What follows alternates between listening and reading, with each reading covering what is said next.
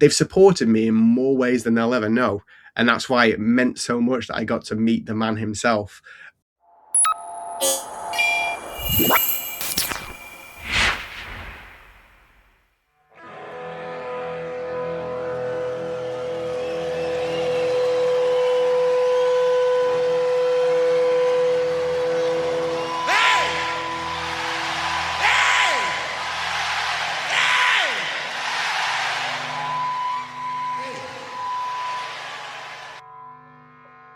Hey everybody, welcome back to Foos Files, the podcast for fans of the Foo Fighters. Hope you're all doing well. It's Dan here, and we've got another really fun episode for you this week. We're going to jump back a few weeks now to the listening party in London, which of course the band attended on the eve of the release of Your Favourite Toy, the new album. And we're joined by a really big Foo Fighters fan who pretty much went viral that night for the very reason that Dave Grohl walked in on him singing karaoke. You've probably all seen the video by now. His name's Adam Flanagan. And yeah, he just sent the internet into meltdown, really, because he was up on stage singing Monkey Wrench, and suddenly Dave appeared, and he had to do the whole bridge part of the song, locked in eye contact with the man himself. So yeah, it was really great to chat to Adam. I've been trying to line this one up for a few weeks, ever since the listening party, really, but we finally managed to get together. Only other thing really to cover off is that at the time of recording, Tuesday afternoon here in the UK, the band have just dropped an announcement out saying, of all people, out tomorrow, which looks like it's a new video. And judging by the teaser clip, it's more 90s retro handycam style video footage. No indication at the moment from the short clip we've got that the band are actually in this one. So let's wait and see. I'm sure by the time some of you listen to this podcast, the video will already be out there. So the proof will be in the pudding, as they say. So anyway, let's get on to the main bones of this week's episode. Welcome to the podcast, Adam Flanagan, to talk about his big viral karaoke moment in front of Dave Grohl and Pat Smear at the Your Favourite Toy listening party in Queens, London.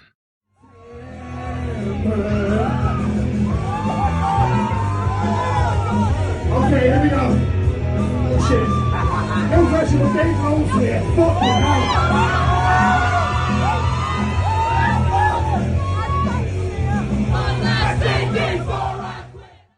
So, welcome to the podcast this week. Adam, how you doing? I'm doing great, thanks. Thanks for having me, Dan. No, it's a pleasure. It's a pleasure. I mean, who'd have thought this time a month ago you'd have kind of turned into a sort of a viral star on Foo Fighters' social media world, really, after the listening party? Who'd have thought it? Yeah, I'm still processing it to this day. Yeah, it still feels like a dream. Mm-hmm. Amazing. So, do you want to tell us, go back to the start then, go back to the evening, take us back. Obviously, as we all know, you're up there doing your thing. You're absolutely shredding Monkey Wrench on karaoke, and then you kind of turn around and the main man's standing there. So do you want to just sort of go back to the start of the evening and just talk us through it all? Absolutely, yeah, all the way back to the 23rd of April 2026. I remember it well, the day my life changed forever long. So yeah, we had the listening party, and we kind of expected So on social media, people were posting pictures, they're in London because they were doing SNL that week. So there was a vague expectation, maybe they'll show up. Nothing was concrete. So, you know, we just went in with no expectations that the band are actually going to show up, because looking on social media up until that point of the London listening party, most posters said, you know, the band will not be in attendance. So you just take it, and it's just great to be invited, to be honest. You know, it was all on Dave Grohl's dime, you know, free drinks, free food, free ice skating, just everything. And it was a great little venue. And then, of course, they halfway through, just before the actual they started playing the album, they said, we've got a karaoke, so please go on, anyone just volunteer. Now, I'm not one to be the first, so I wasn't the first. I was actually the fourth. And it was actually thanks to my friend Sophie, who said, go on, Adam, go up and do Monkey Wrench, because with him, there's a bit of an in-joke in my sort of Foo friend group, because I actually got invited up in Liverpool by Foo Fighters GB the tribute band to go up and do the screamy verse of Monkey Wrench. And, I was at that time, I was really confident, Billy Big Bollocks. I get up on the mic and halfway through, I forget the lyrics. So, don't want to be your... And I just started going, yeah, come on, everyone. I got stage fright, admittedly. So ever since then, I've been sort of trying to get my... just prove myself that I actually do know the lyrics. And it was just stage fright. So every time I go to every time I go to another tribute band, my friends would always film me, and I'd obviously go through the whole Monkey Wrench chorus, admitting that I've done it. And then when the Foos actually did the intimate gigs, I did a selfie recording when Dave was doing it. So my friend Sophie said, go on and do it. And I said, all right, yeah. I had a bit of nerves again. At the beginning of the video, I'm actually looking at the lyrics because there's still a bit of stage fright, but... And I'm going up there and I'm giving it the air guitar. I'm not a musician, so I'm just playing for the crowd. I'm in good spirits. And there's this shining bright light. I don't know if you've seen the videos that just had the Foo Fighters logo on it. So I can't really see the audience. It's a bit blurred, a bit faded. You actually see Dave Grohl himself when. Later on in the video, he's actually covering his eyes, so you can't really see the audience reaction. So I'm getting through it. I'm just enjoying myself, and then obviously before the main bridge, I just hear this "why" from my right hand side. Now that's where the projector was that was shining the Foo Fighters logo on the wall. So at first I thought, oh, am I really doing a good job here? Because to be honest, I was butchering the song. I can't sing. So I just thought, oh, I'm doing really well. And I just saw these silhouettes and I couldn't really make out who it was. And then the silhouettes started getting closer. And then I see this really tall guy behind Dave. Well, I didn't know it was Dave. And it was a bodyguard. And then as he slowly crawled forward to the stage, I just hit, and you can hear it in the video. I go, "Don't wanna be your fuck." It's just Dave Grohl. He stood there because there was another Phil from UK Foos was there, so I just thought, oh, was it not someone? Was it just another guy that looked like me, long hair and a beard? And it gets closer. No, it's Dave Grohl, and so I wasn't expecting that. I'm shitting myself. It's just like, oh, here's the actual artist. I'm butchering the song in front of him. I'm still looking. I'm like, just overwhelmed was an understatement, because I'm like, I'm surprised that I carried on with the song. I think it must have been muscle memory just to go through the motions, because I've been here before. I've made a tit of myself, but now the actual artist is here. Don't mess this up. So then he came in at a great time just before the bridge. And that's when I went, okay, no pressure, but Dave Grohl's here. So I thought, right, this is the moment. This bridge of the song, I've got to scream. I know it. This is my redemption arc. This is what I'm going to do. So he actually shovels forward and he goes, come on. And so then we've just got this prolonged eye contact. And it's like, right, this is my moment. I was a bit off to begin with because the audience were loving it, because obviously Dave Grohl's there, and they were ahead of me, and I was just they were already like a few lines ahead of me, and I caught up and I just went for it. I just thought, fuck it, just scream. Like, I was already out of breath to begin with, even before I knew Dave Grohl was there, because I'm not a singer, I don't do vocal warm-ups or anything. So, and I think that's what Dave noticed, because obviously he does the song, numerous times a year, and, he's screaming balls. And then halfway through, I'm like going an octave higher. Stick before I quit. Like, I'm literally losing breath. He hands me his drink as well in the video, which I don't know. Like, people have asked me, I cannot for the life of me tell you what that drink was, because it didn't even touch my tongue. I just necked it back. I didn't know what the hell it was. I know he offered me the drink. He just offered me a sip, but I was just, again, in the moment, just necked it back and just handed him back his glass like I'm the performer here and he's like beneath me. And I was so honestly, like, I was so proud that I got through the actual screaming lyrics this time. Like, I like to think that all those the tribute gigs I saw were all just practice rounds for this lead up. And then if it couldn't get any better, not only did I notice Dave, but once I finished the song, he like, listening to videos and my friends at the side, he was like turning to them going, he's really good, which obviously, of course, is an amazing compliment within itself. And and even at the end, when just before he goes off the stage, he goes, "That was really good," and puts his hand on me. And then I noticed Pat in the crowd as well afterwards, and I'm just like, I don't know where to go. Like I am just like I. So then it's just like I've got the mic in my hand. I just go on, Dave, just have a word, and because it wasn't expected that he's going to actually show up. So it's just like, okay. And then I just shared the stage with him, like I'm his entourage, and I'm just it's so surreal to say out loud, just like being next to my musical hero, stood beside him, like like I'm part of the band or something. And it's just like, how many people can say that? Like literally, I'm shoulder to shoulder with him. Honestly, I was gobsmacked. Like he was like he like asked me stuff, and I just like I just laughed because that was my natural reaction. I didn't know what to say. Like literally, I was stunned. It wasn't until I got a distraction when he said that he heard the other three people before me that I said, don't forget Phil from the UK Foos. So that was a way to sort of just get my voice out some way, because I had no way of getting in that, because I was just gobsmacked, to say the least. As I say, I'm surprised I got through the song, and yeah, my life has just peaked. That's how I ended it. I'm actually really glad as well. I don't know why. Again, it must have been muscle memory, but I did the Christopher Walken Foo Fighters at the end. I'm so glad I did that. That came out of nowhere.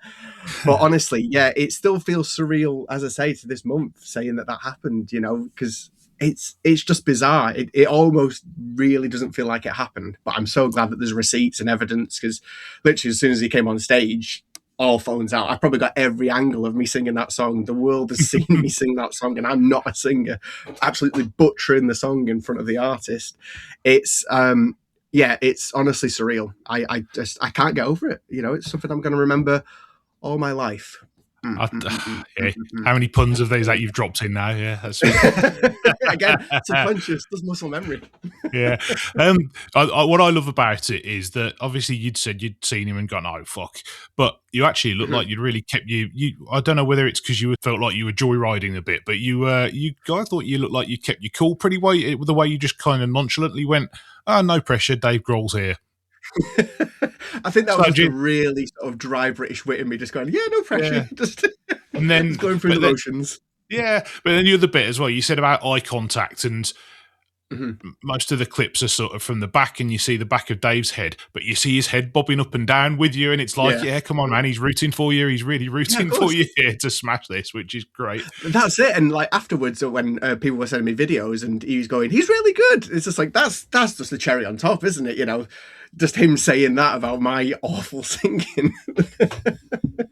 But yeah, he was absolutely loving it. He was going along with it, and he was shaking his head, and there's also pictures of, because I didn't recognize Pat at the start as well, and there's Pat just beaming up from the audience at me, like he's like a legend in the music genre, and he's just beaming watching me on stage. It's crazy, honestly. It's so surreal. Even just saying it out loud again, it really is really so surreal.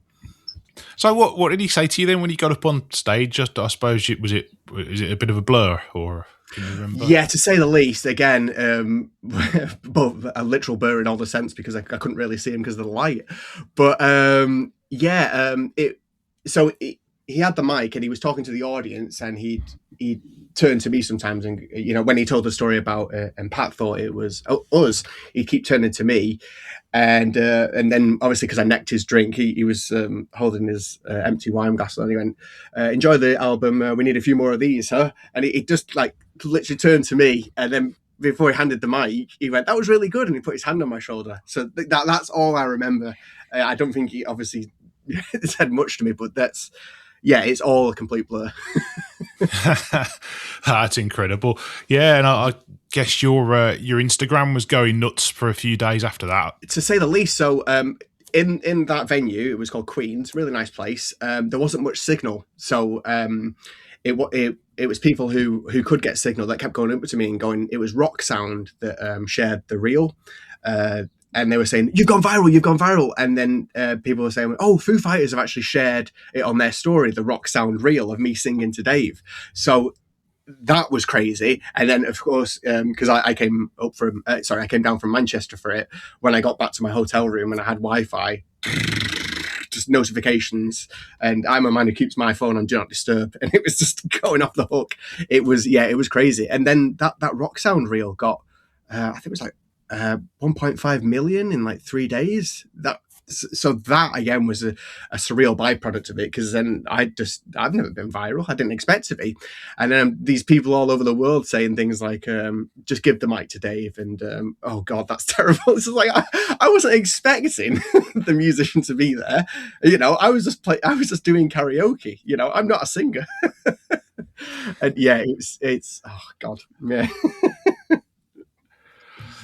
I guess it was probably difficult to take in the rest of the listening party after that, because obviously everyone's there for the album, and then this has happened, and your evening's taken this bizarre turn. Literally, And I said that to my friend Sophie. I said, I can't remember, because they actually played the album twice. I can't actually remember the album being played, because it was still resonating, because it was after Dave and the band showed up that they did the actual, they actually played the new album. And I can't remember any of it. I was just just behind this pillar near the stage, just trying to process what had just happened. Like, has this really happened? Like, I couldn't, it wasn't until the next day when I actually properly listened to the album, that was my first listen, even though it was playing subconsciously.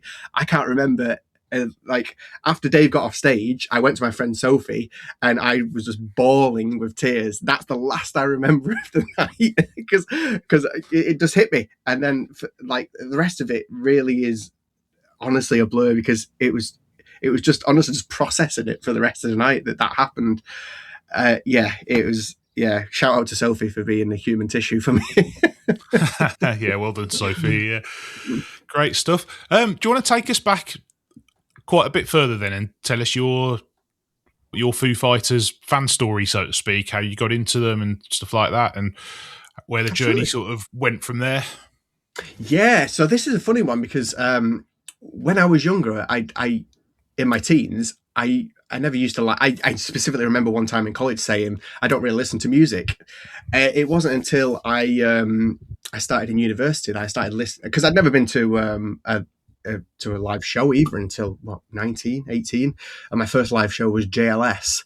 So yeah, take that with a pinch of salt. So I hadn't really discovered music, and it wasn't until I met a friend in uni who was really into like 90s progressive rock, and his favorite band was the Smashing Pumpkins. And he'd obviously go to gigs a lot, and he'd go to all the festivals. And then when Smashing Pumpkins came to Manchester, I saw them, and it's just like, oh, this is really good. You know, I finally got the actual rock vibe. And then I just went on this sort of rabbit hole on YouTube one day, probably like 2009 something, just going through rock music, just listening to the Pumpkins, and then autoplay just suggested the Foos. I'd probably subconsciously heard the Foos in my younger days, but never really sort of taken an interest. And I believe it was My Hero, and that song just resonated with me. And then from the autoplay, I kept on listening. I just wanted to specifically go on Foo songs, and I just went on a complete Foo rabbit hole. And it's just like, right, I've discovered my band. And that year, it was probably 2012. 2009, I was introduced to them, but 2012, they were playing in Leeds Fest. And it's like, right, I've got to see them. They were headlining. I've just discovered this amazing band. I need to see them. 2012 was the first time I saw them at Leeds, and I just obviously fell in love with it, because that was just after Wasting Light came out, and what an amazing album that is. And it was from there, that was the start, that I just became completely engrossed in this band. You know, I then went on Amazon the following couple of months and bought all their back catalogue on CD from Amazon, and I was just completely engrossed. And every time that they come to me locally, that they play in Manchester, I had to see them, and I have so far. I'm on 9 concerts so far, which seems really pale in comparison to the Foo, to some people in the Foo family. But yeah, every time I've seen them, and I've just, it's kind of like so it's become the Foo Fighters have become one of my special interests, and it's just every time I go to a gig and the people, honestly, the band is secondary to the people that I've met through this band. I've just met some of the people that I was honestly friends for life, absolute diamonds, as I've said, Sophie, before, like just absolutely amazing people that I found through this, and the Foo fam and the friends that I've created. And I'd never have previously been at a barrier to a Foos gig. It wasn't until 2024 I did my first barrier, because I'd never been with people who love the band as much as me. And now I can never not go at a barrier, because it's just a whole different experience. And see, that was another thing. In Birmingham in 2024, I got noticed on the big screen during Josh's introduction. And that was my first, I thought that was, the peak of me being noticed by Dave at the time, because he was introducing Josh, and I started waving up my 5 1/4 for 9 Inch Nails. And yeah, and I thought, I peaked now. Little did I know that, 2 years later, I'd actually be singing to the man himself. And yeah, this band has just completely engrossed my entire life. It's honestly just become such a big part of me. Like, their music, I've played in so many moments of my life, sad times, happy times, but here we are, really resonated with obviously loss. And it's kind of been a soundtrack to my life, the band. They've kind of just complimented me. Like, whenever I've needed them, they've been there, highs and lows. It's always my sort of go-to if I don't know what to listen to on Spotify. I just always crack on. Colour and the Shape obviously always comes to mind, my favourite album. And yeah, they've just honestly, they've supported me in more ways than they'll ever know. And that's why it meant so much that I got to meet the man himself, and why I blubbed like a baby. It's because they've had the band as a whole have had such an effect on me.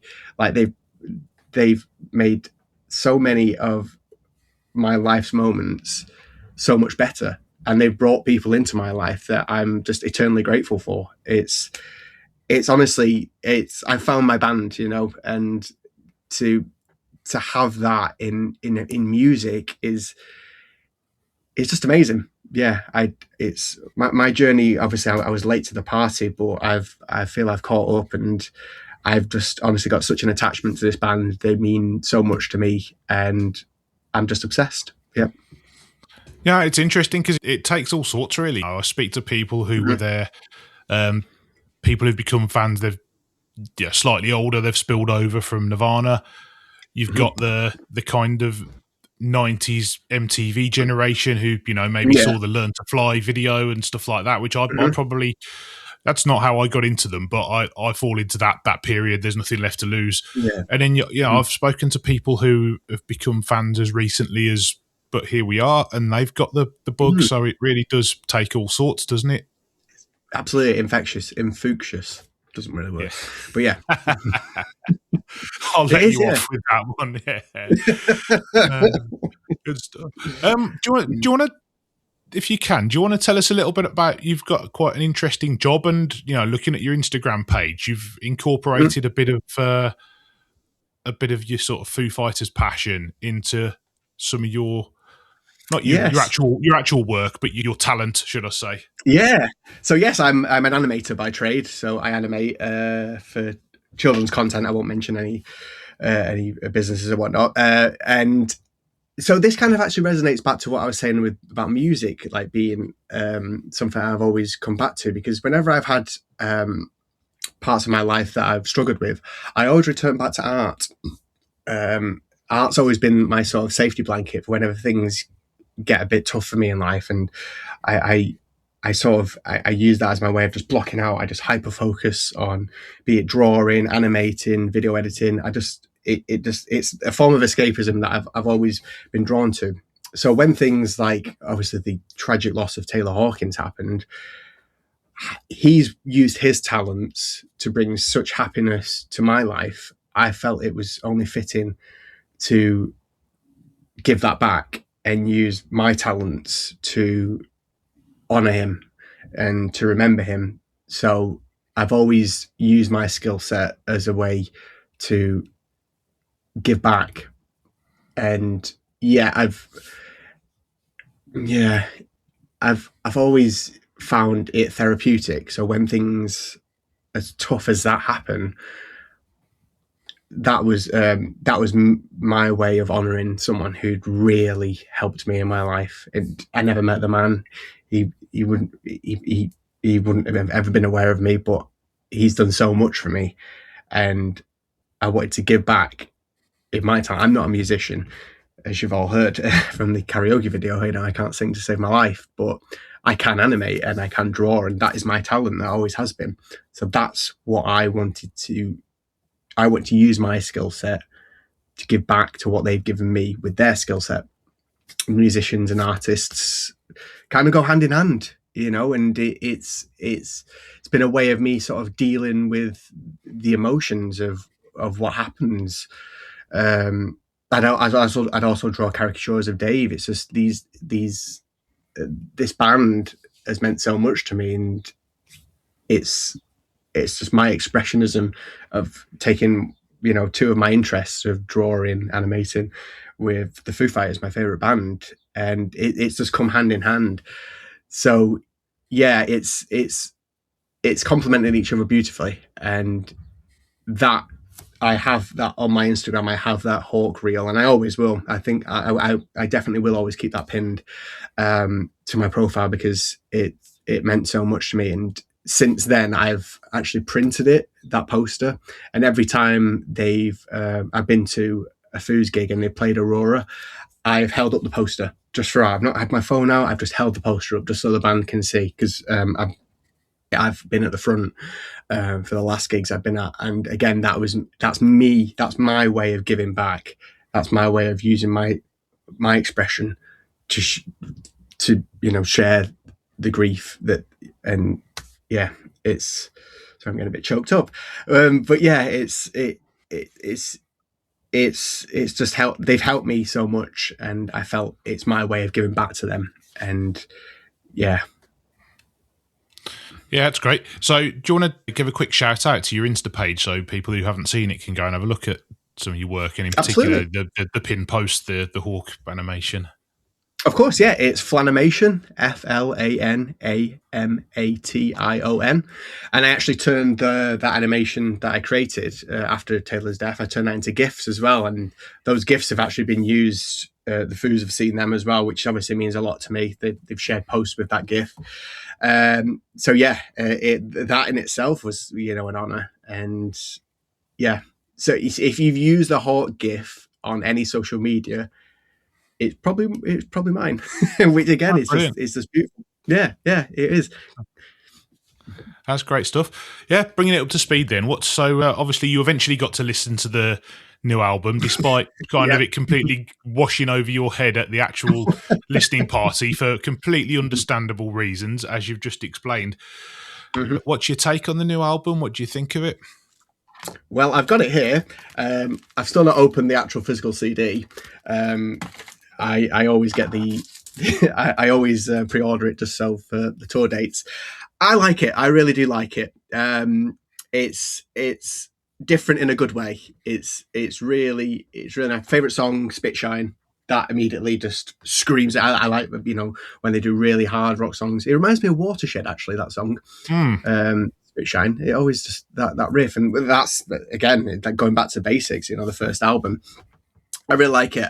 Unconditional as well, obviously meant a lot to me, because they actually debuted that in Manchester, 2024, in Manchester Night One, yeah. And I was shell shocked when they said we're going to play a new song, because my friend Beth was behind me, and I was like, new song.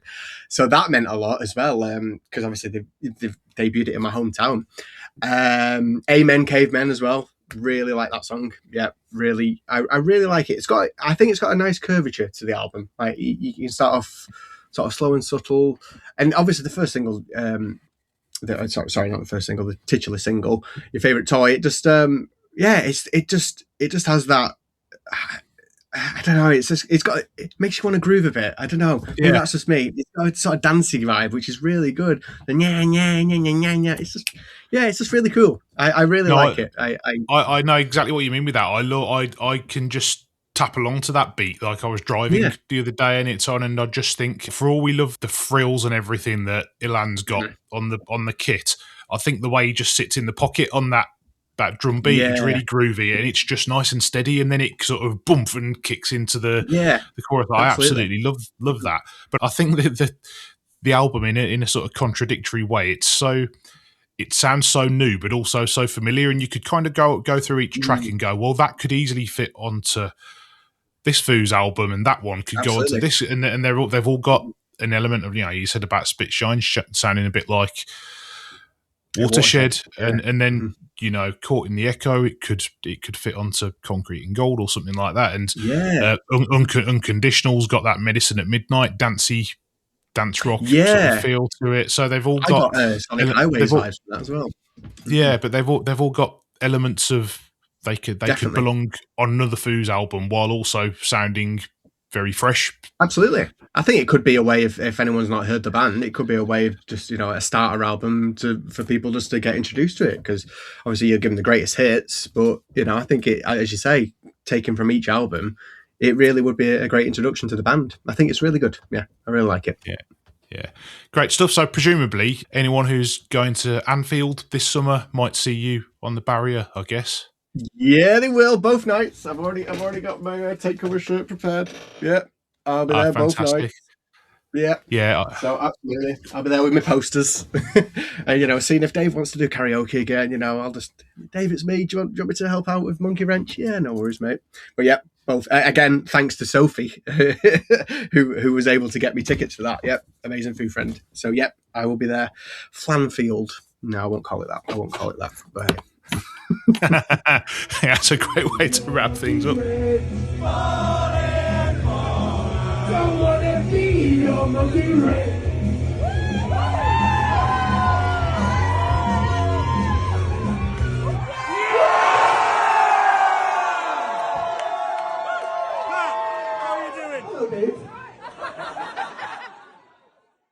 Thank you, Adam, and full marks for the use of Foo Fighters puns in there too. You probably spotted half a dozen or so in there, which I think we'll allow that. It's all good fun, isn't it?